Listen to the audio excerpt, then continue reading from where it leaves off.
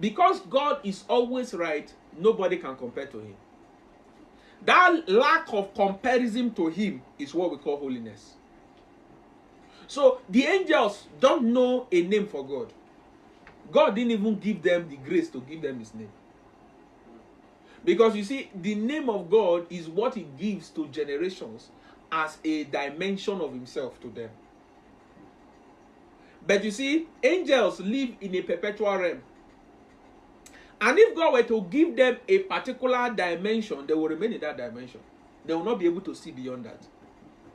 So the elders will look at the throne and see a dimension of God. By the time they turn their face and turn, they see another dimension. So they cannot actually picture one dimension. Yes. Where they are is a perpetual. So God didn't give them any name. All they know how to call God is one that is separate from us. He's not like us. He's different from us. He's more. But when we now enter this realm called the earth realm, it now became necessary for God to give name, because earth can be divided into seasons and time. Are you seeing it now? Because it can be divided into seasons and what? Timing. God can give you a name, and the name is only for a season because he wants to change later. Are you following me? So you always tell you, don't do the old things. I'm doing a what? A new thing. Because we have season and time, not all of us will remain here for long.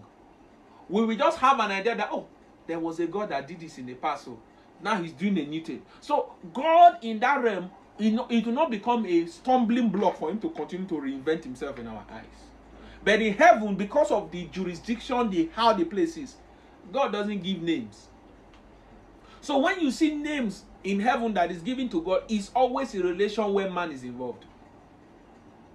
So when you hear God say, I am that I am, he's not talking to angels. He's talking to men. Angels cannot even call his name. Angels can't even look on his face. That's how powerful he is. And that's the kind of relationship he maintained with what? With them. So when they saw how he was relating with man, I will not be surprised if there was a little bit of jealousy. To the point they asked, what is man? When I read what is man, I don't read it in the sense of a question. I read it in the sense of frustration. All the things we have been looking for, you gave it to this man freely. We are looking for you. You are looking for the man. We wanted to see your face for millennia of years. You decided to become a man. Why didn't you become an angel? So everything that they were looking for, Jesus or God did it to man. So they were like, Kai, what is man now? What is man that every time you are thinking of how to revert yourself? Because the Bible says his mind is full of man. Do you know what his mind full means?